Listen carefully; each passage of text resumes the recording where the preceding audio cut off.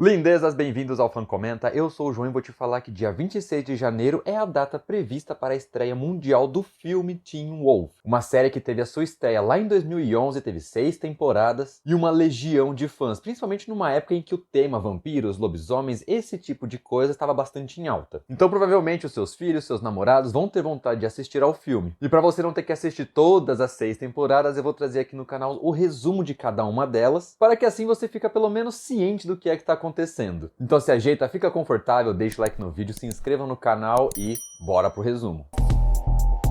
Primeiro eu vou dizer como a série funciona como uma espécie assim de estilo, principalmente para a época lá de 2011, no qual o foco das séries de romance adolescente, que é o caso dessa série aqui, que é basicamente aquela historinha do garoto no colegial, meio excluído, meio isolado, não tão popular assim, que acaba recebendo um dom, um poder, e de certa forma ele acaba se transformando, ele vira uma pessoa melhor, uma pessoa mais querida, mais confiante, mais popular, acaba conhecendo a garota dos sonhos dele, e claro, nesse meio tempo passa também por fases de não aceitação, ele fica recusando esse dom barra maldição que ele recebeu, até o ponto que, através de problemas, enfrentando vilões que têm basicamente o mesmo poder, as mesmas condições, só que usam pro lado do mal, fazem com que ele acabe aceitando esse lado fantástico. E ele passa por isso com a ajuda de seus amigos e de um mentor. Basicamente, esse é o resumo que a gente pode utilizar de fórmula, de estrutura básica para praticamente todas as obras de fantasia que a gente já viu por aí. Desde Star Wars, passando por Harry Potter, O Senhor dos Anéis e, é claro, aqui Teen Wolf. E te falar, por ser uma série de romance adolescente, ela apresenta ali alguns clichês e algumas coisas meio melosas, meio maçantes, que, caso você assista na sua época de adolescente, ali por volta dos seus 16 anos, pode passar batido. Às vezes você pode sentir um pouquinho de vergonha alheia aqui, um pouquinho de vergonha alheia ali, questionar o uso excessivo de câmeras lentas em alguns momentos para demonstrar sim que esse personagem sofreu alterações físicas, ficou mais forte, ficou mais rápido, ou simplesmente para mostrar que ele é o tal do protagonista e principalmente mostrar que existe algum mistério ali que ainda não foi apresentado. Essa estrutura também é bastante presente na temporada como um todo. Basicamente todos os episódios vai ter aquele melação meio romance, aquela pegação adolescente, hormônios à flor da pele e tudo mais, com esses elementos técnicos de filmagem, de enquadramento de câmera, cortes muito rápidos entre os diálogos, não tem muito plano sequência entre uma fala e outra, a gente não vê os dois personagens ao mesmo tempo na câmera, é sempre primeiro um aqui olhando para a câmera, depois o outro corte para cá, respondendo a frase do anterior. Isso se repete bastante e era muito comum na época e até mesmo hoje muitas vezes isso acontece. Sendo assim, caso você comece a assistir a série para acompanhar alguém ou por curiosidade mesmo, a partir ali dos seus 25 anos você pode acabar ficando um pouco mais estressado com essas partes. Principalmente se você fizer o sistema de maratona, assistir tudo de uma vez. Eu aconselho assistir 1, 2, no máximo 3 episódios seguidos, que são praticamente rápidos. Isso porque a estrutura deles, apesar de todos esses apesares, são muito interessantes. Então eles passam rápido, até porque a série apresenta um conjunto bem equilibrado de romance, terror, aventura, ação e até mesmo comédia. Isso porque o seu roteiro e a sua narrativa são bastante criativos, sem contar que a atuação dos personagens são dignas para aquilo que eles querem. E aqui uma dica, tente assistir dublado. Existem duas dublagens. Uma que foi utilizada pelo canal Sony/MTV no comecinho e outra que foi para a Netflix. Eu aconselho que vocês assistam essa segunda. Não que a primeira dublagem seja ruim, muito pelo contrário, porém, na minha opinião, eu acredito que essa segunda dublagem encaixou um pouco melhor com os personagens. Mas isso é uma questão bastante pessoal, muito de gosto. Mas é a união desses elementos positivos que fazem com que esses 40 minutinhos passem bastante rápido. A direção, apesar desse uso de clichês na câmera lenta aqui, nos cortes rápidos ali, consegue trazer uma narrativa bastante interessante. Porém, repito, se você tiver um pouquinho mais de idade, fazer maratona vai te deixar um pouquinho irritado. Pelo menos foi o que aconteceu comigo. Principalmente porque o foco está no romance. E público como eu quer mais ver a parte da ação, da mitologia, do povo morrendo. E sim, tem tudo isso. E agora sim, bora para o que acontece na temporada.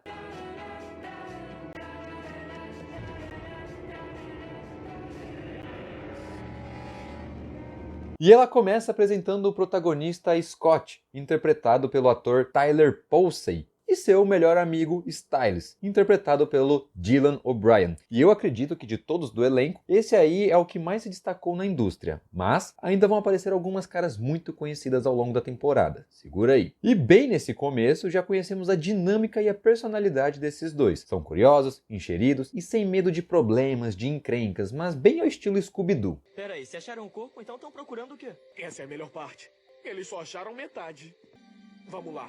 E sobre o enredo, ele também se apresenta nesse início de uma forma bastante clássica, comum, às vezes até meio clichê. Um assassinato misterioso acontece e é basicamente isso o que vai servir de base e de desenvolvimento para a história principal. Até porque o Styles escuta o rádio da polícia, já que o seu pai é o xerife da cidade, Noah, interpretado pelo ator Lyndon Ashby, e curiosidade, ele foi o Johnny Cage dos filmes de Mortal Kombat lá de 95. E assim o garoto fica sabendo que parte do corpo de uma mulher foi encontrado na floresta. Dessa forma, os dois decidem ver o que aconteceu e nessa ideia de investigar, o Scott acaba sendo atacado e mordido por até então uma criatura misteriosa. E particularmente falando, a melhor coisa nesse momento do episódio é a dinâmica entre o Styles e o xerife. O pai já sabe que o filho gosta de se meter em confusão, mas bem no estilo investigação, não no estilo criminoso.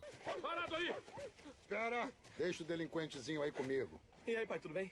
Então você ouve todas as minhas chamadas? Não. Não as chatas, pelo menos. E cadê o seu parceiro no crime?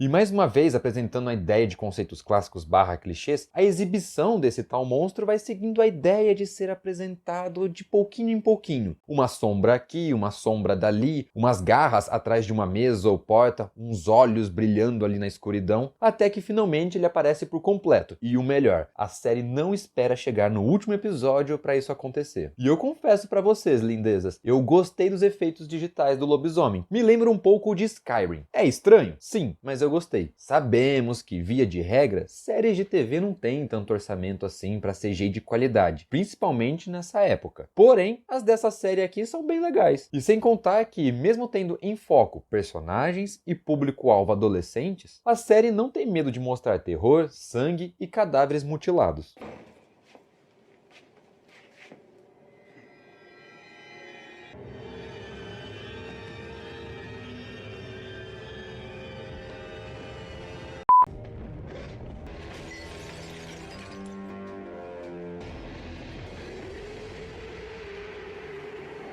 E com essa tal mordida que o Scott leva, ele passa a se transformar no Homem-Lobo. E isso vem com um pacote completo. Apagões, sentidos apurados, força e velocidade aumentadas. E detalhe, quando ele se transforma, existe um efeito de transição bem legal e depois alguns efeitos de efeito prático, de maquiagem, que ficam interessantes também. Não é a minha versão favorita desse tipo de transformação, mas ela funciona bastante. E detalhe importante, ele não pode se transformar em um lobisomem por completo. Aquela ideia de um visual de lobo com aspectos humanoides. O que tá acontecendo comigo? Quer mesmo saber? Eu também quero, porque eu posso ver, ouvir e cheirar coisas que eu não tinha que ver, ouvir e cheirar. E faço coisas que deviam ser impossíveis. Andei 5 quilômetros pela floresta dormindo e tenho quase certeza que eu tô ficando totalmente maluco.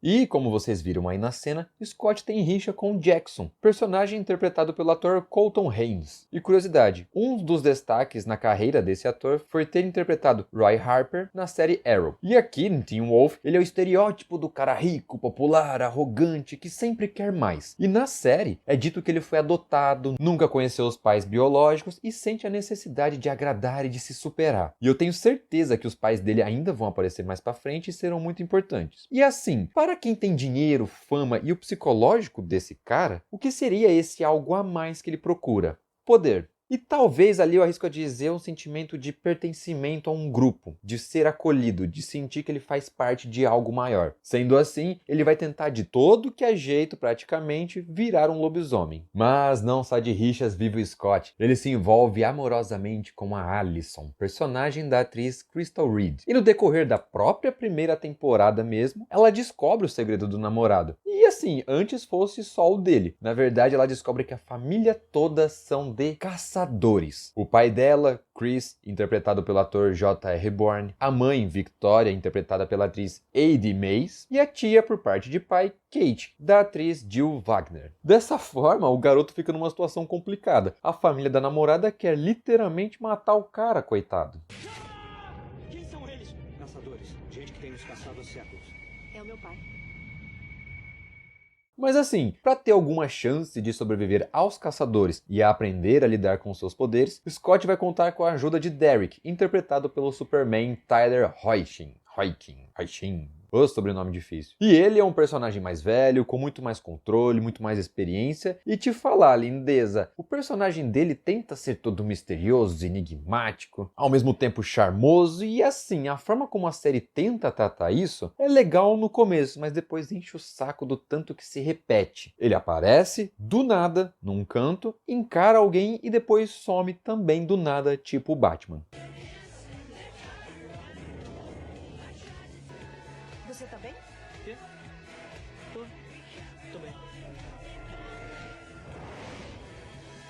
E todos esses personagens se conectam com o tal do assassinato lá mencionado no comecinho. Todos acreditam que seja o Derek o responsável, não só pelas mortes que vão aparecendo ao longo dos episódios, como também acreditam que foi ele quem mordeu o Scott. E claro, não é. Descobrimos que o Alpha, o lobisomem mais forte, aquele que transforma pelas mordidas, o que tem os olhos vermelhos e o que se transforma num lobisomem por completo, que é o verdadeiro vilão da temporada. Pelo menos o boss final. E ele aparece no final do episódio 9 e vai causando muito mais até o final da temporada no episódio 12. Descobrimos que Peter Haley, interpretado pelo Ian Bohen, que também participou de Superman Lois junto com o Tyler, está tentando criar uma nova alcateia, um novo bando. E na mitologia de Teen Wolf, quanto mais membros um alfa transformar, mais forte ele fica. E o primeiro que o Peter escolhe para o bando é o Scott.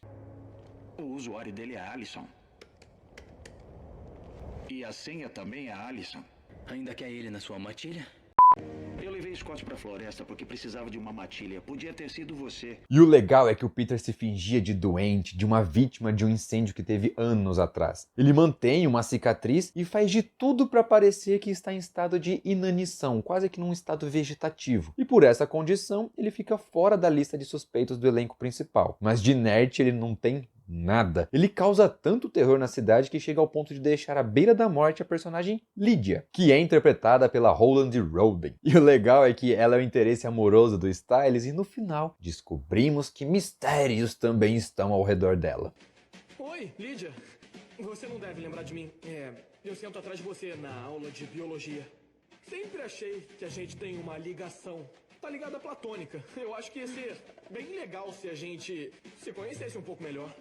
Peraí, só um segundinho. Eu não ouvi nada do que você falou. Vale a pena repetir? Não. O que significa que ela não vai se transformar? Então o que ela é? E lindezas, o legal dessa temporada é que ela tem dois vilões, Caçadores e o Alpha. E a série não tem medo de matar os seus vilões, de verdade. E eu acho que essas duas decisões são bem corajosas para uma série adolescente, ainda mais numa época em que tudo terminava meio que na amizade, por assim dizer, tudo na conversa, e conversinha não tem aqui, não tem esse lance de fazer amizade no final. Até porque o Alpha mata a tia Kate, que é uma personagem durona, sádica e bem treinada. O problema é que anos atrás ela quebrou um dos códigos dos caçadores e assassinou crianças, assassinou inocentes nesse tal incêndio que causou a cicatriz e a inanição no Alpha. E parte dessa galera que morreu nesse incêndio era parte da família do Derek. Então, teoricamente, Derek e Peter teriam um inimigo em comum. O problema é que o Derek também tem o seu lado ganancioso. E no final, ele não só finaliza o Alpha, como também começa a trabalhar na criação da sua própria alcateia. Porque aqui nesse universo, ou você nasce como um Alpha, ou você mata um e assume o seu cargo, o seu status, mudando até mesmo a cor dos seus olhos para vermelho. Me desculpa.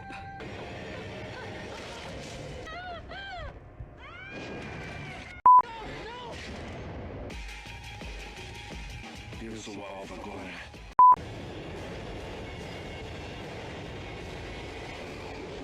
E complementando, toda a fantasia por trás da mitologia de Teen Wolf é legal e, na medida do possível, fiel às lendas e mitos clássicos dos lobisomens, como, por exemplo, a toxicidade da prata, do acônito e também da cura, matar quem te mordeu. Um outro filme que traz bastante esse último elemento é Lobisomem Americano em Paris, que lá é um pouco mais específico, eles precisam comer o coração do lobisomem que te transformou. E lindezas, algo que também chama bastante atenção é que, obviamente, eles vão criando criando a própria mitologia, incluindo clãs, símbolos protetores, subespécies de lobisomens e provavelmente outras criaturas também. Por exemplo, aqui a espiral significa vingança. E se a primeira temporada vem nos apresentar todo esse universo, as próximas virão para aprofundá-la. Novas criaturas, novas regras e quem sabe novos poderes. E para ficar sabendo, se inscreva no canal e ative o sininho para não perder nenhum dos próximos resumos feitos de fã para fã. Valeu pela atenção e até o próximo vídeo.